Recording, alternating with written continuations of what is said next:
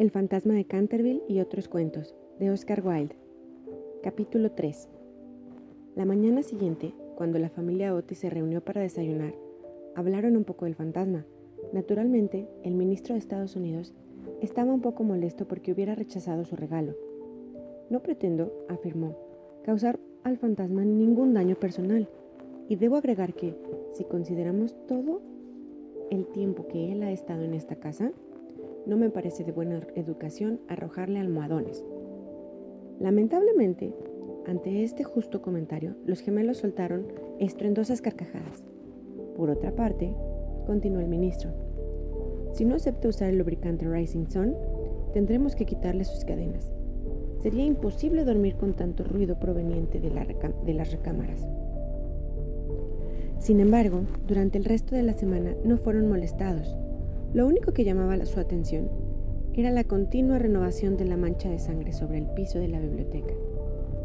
Claro que esto era muy extraño, porque el señor Otis siempre cerraba con llave la puerta por la noche y las ventanas se atrancaban con fuerza. Asimismo, el camaleónico color de la mancha provocaba muchos comentarios. Unas mañanas era de rojo apagado, casi indio. Otras era barmelón, después de un púrpura intenso. Y en una ocasión que bajaban a las oraciones familiares, de acuerdo con los sencillos ritos de la Iglesia Libre Episcopal Reformada de Estados Unidos, la encontraron de un brillante verde esmeralda. Era natural que estos cambios caleidoscópicos divertían mucho al grupo y todas las noches se hacían apuestas sobre el asunto. La única persona que no participaba en la broma era la pequeña Virginia, quien, por alguna razón inexplicable, siempre se angustiaba mucho al ver la mancha de sangre y casi lloró la mañana en que se puso verde esmeralda. La segunda aparición del fantasma ocurrió un domingo por la noche. Poco después de acostarse, se alarmaron de súbito por un estruendo descomunal en el vestíbulo. Bajaron a la carrera para encontrar que una vieja armadura se había desprendido de su base y había caído sobre el piso de piedra. Mientras el fantasma de Canterville, sentado en una silla de respaldo alto, se frotaba las rodillas con una expresión de aguda agonía en el rostro. Los gemelos, que traían consigo sus resorteras, de inmediato descargaron 2 perdigones sobre él, con una precisión que solo puede obtenerse con una prolongada y cuidadosa práctica contra algún maestro que se encuentre de espaldas, mientras el ministro de Estados Unidos le cubría con su revólver y le pedía, de acuerdo con la etiqueta de California, que levantara las manos. El fantasma se estremeció con un salvaje chillido. El fantasma se estremeció con un salvaje chillido metálico y pasó deprisa entre ellos como una bruma. Apagó la vela de Washington Otis y los dejó a todos en compleja oscuridad. Al llegar a lo alto de la escalera, se recobró y decidió ofrecer su celebrado repique de risa demoníaca. En más de una ocasión, esto le había resultado muy útil. Se decía que había hecho que la peluca de Lord Tracker se volviera canosa en una sola noche, y ciertamente había conseguido que 3 de las amas de llaves francesas de Lady Canterville renunciaran antes de cumplir un mes. Por lo consiguiente, soltó su risa más horrible, hasta que resonó el viejo techo abovedado una y otra vez, pero apenas se había extinguido el horrible eco cuando se abrió una puerta y entró la señora Otis con un vestido azul claro. «Me temo que no está usted bien», comentó. «Así que le traje una botella de la tintura del doctor Dobell. Si es indigestión, le resultará un remedio excelente».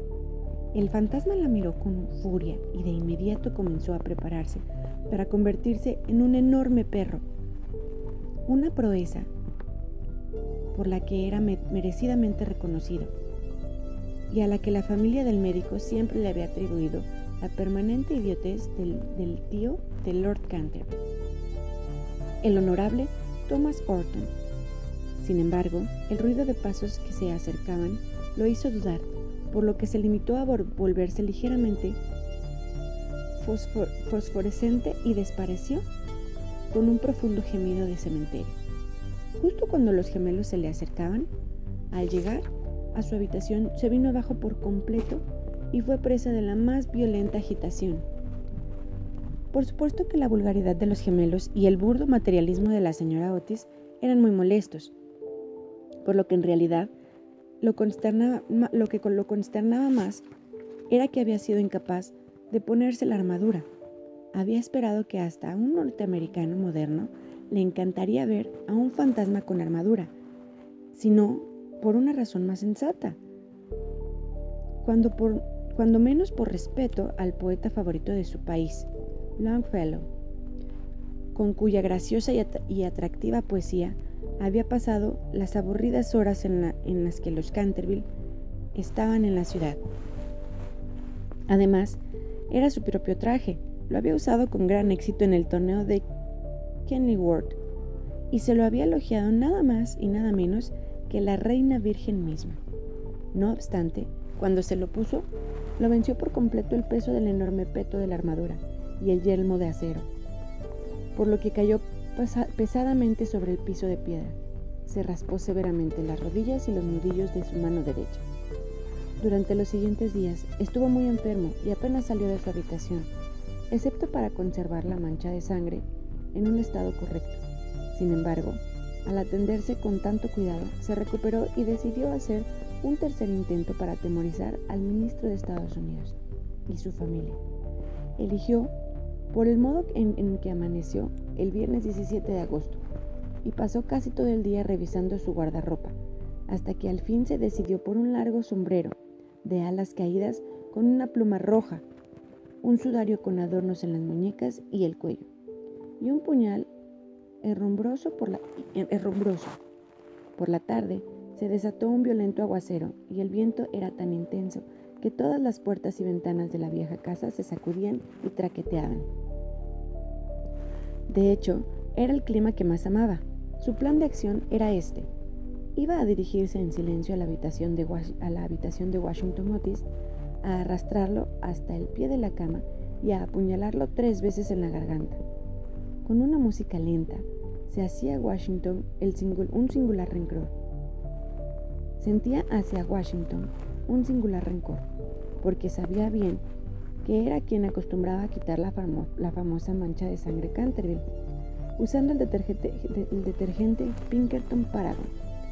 Después de reducir el imprudente y temerario joven una condición de terror abyecto, iba a pasar la habitación que ocupaba el ministro de Estados Unidos y su esposa, y ahí iba a poner una mano pegajosa en la frente de la señora Otis, mientras susurraba al oído de su tembloroso esposo los terribles secretos del cementerio de la casa. En cuanto a la pequeña Virginia, todavía no se había decidido. Nunca lo había insultado de ningún modo, y era bonita y amable. Pensó que unos cuantos gemidos cavernosos desde el guardarropa serían más que suficientes, o, si no podía despertarla, podía golpear la ventana con sus dedos. En lo que concierne a los gemelos, había decidido darles una lección. Por supuesto, lo primero que iba a hacer era sentarse sobre su pecho para provocarles una sofocante sensación de pesadilla. Después, como sus camas estaban muy cerca una de la otra, se pararían entre ellas con la forma de un cadáver verdoso y helado, hasta que se paralizaran de temor, y por último se arrancaría el sudario y se arrastraría por la habitación, exhibiendo sus huesos blancos y un globo ocular oscilante, personificando a Daniel el tonto o al esqueleto suicida, un personaje con el que, en más de una ocasión, había obtenido un gran efecto y al cual consideraba casi igual a su famosa interpretación de Martín el maníaco o el misterio enmascarado. A las 10:30 oyó que la familia se iba a acostar. Durante un tiempo se sintió perturbado por las chillonas carcajadas de los gemelos, quienes, con el desenfadado regocijo de los estudiantes, evidentemente se divertían antes de retirarse a descansar. Pero a las 11:15 todo estaba en silencio, y cuando dieron las 12 se puso en marcha. El búho aleteaba contra los vidrios de la ventana. El cuervo graznaba desde el viejo tejo y el viento le gemía alrededor de la casa como un alma perdida. Pero la familia Otis dormía sin conocer su destino. Por encima del ruido de la lluvia y la tormenta se escuchaban los ronquidos acompasados del ministro de Estados Unidos. El fantasma salió sigilosamente de la pared. Con una sonrisa maligna y su boca cruel arrugada, la luna se ocultó tras una nube mientras él se escurría por el gran ventanal del mirador, en donde sus propias armas y las de su esposa asesinada, estaban blasonadas en azur de oro. Prosiguió su avance con una sombra maligna, y la misma obscuridad parecía rechazarlo mientras pasaba. Una vez le pareció escuchar algo y se detuvo, pero solo era el aullido de un perro de la granja vecina. Conforme avanzaba, murmuraba extrañas maldiciones del siglo XVI, y una y otra vez blandía el puñal herrumbroso en el aire nocturno.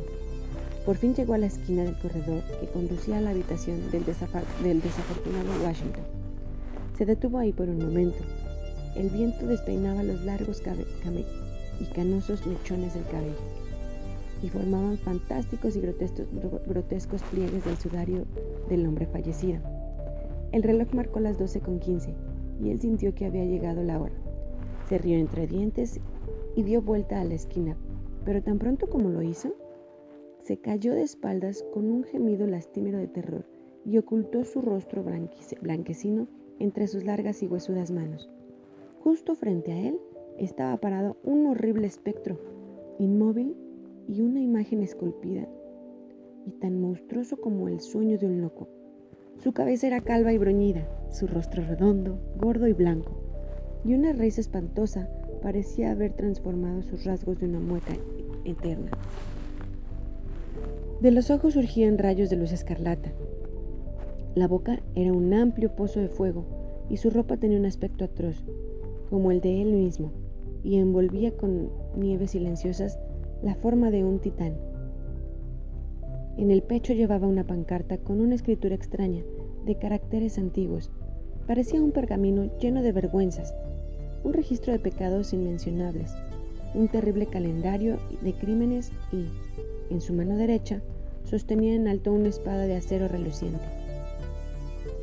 Nunca antes había visto un fantasma, por lo que naturalmente sintió mucho miedo, y después de una segunda mirada rápida al terrible espectro, regresó a toda prisa a su habitación.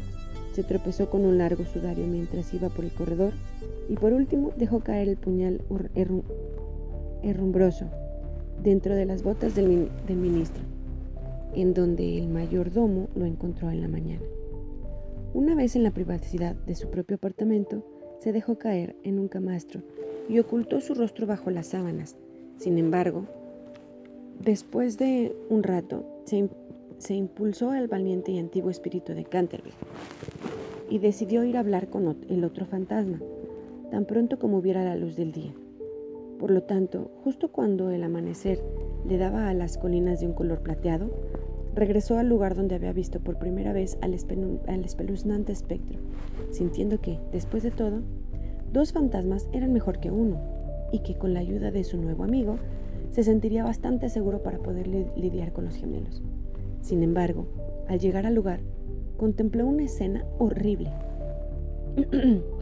Era evidente que algo le había sucedido al espectro, porque se había borrado por completo la luz de sus ojos, huecos. La espada reluciente se había caído de su mano y estaba recargado contra el muro en una posición tensa e incómoda. Se abalanzaba hacia él y tomaba en sus brazos, cuando para su horror, la cabeza se desprendió y rodó por el piso. El cuerpo adoptó una postura desfalleciente y vio que tenía en sus manos un mosquitero blanco de algodón con una escoba, un cuchillo de cocina y un nabo hueco en los pies. Incapaz de comprender esta curiosa transformación, apretó la pancarta con prisa febril y ahí, bajo la luz grisácea de la mañana, leyó estas espantosas palabras: vuestro vetusto espectro, vuestra única y genuina aparición.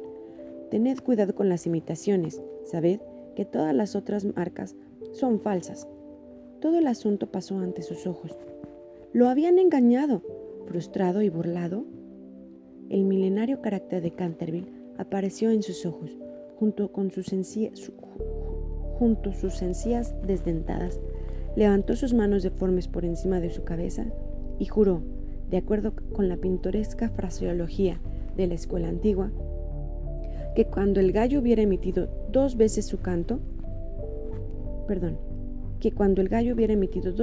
alegre grito, se producirían hechos de sangre y el asesinato recorrería todo el lugar con pies silenciosos. Apenas había terminado este terrible juramento cuando desde el tejado rojo de una granja distante cantó un gallo. Soltó una carcajada larga, lenta y amarga, y esperó. Pasaron las horas, pero el gallo por una extraña razón no volvió a cantar. Por último, a las 7:30, la llegada de las criadas lo obligó a abandonar su terrible vigilia y se deslizó sigilosamente a su habitación, pensando en sus esperanzas y propósitos frustrados, y ahí consultó varios libros de caballería antigua, los cuales apreciaba mucho, y encontró que en todas las ocasiones en las que había empleado su juramento, el gallo siempre había cantado una segunda vez. La perdición se apoderó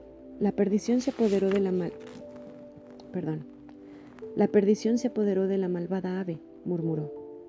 Ha llegado el día en que, con mi firme lanza, la perseguiré, aunque tenga que llegar hasta la barranca, y la obligaré a cantar para mí, y luego la mataré.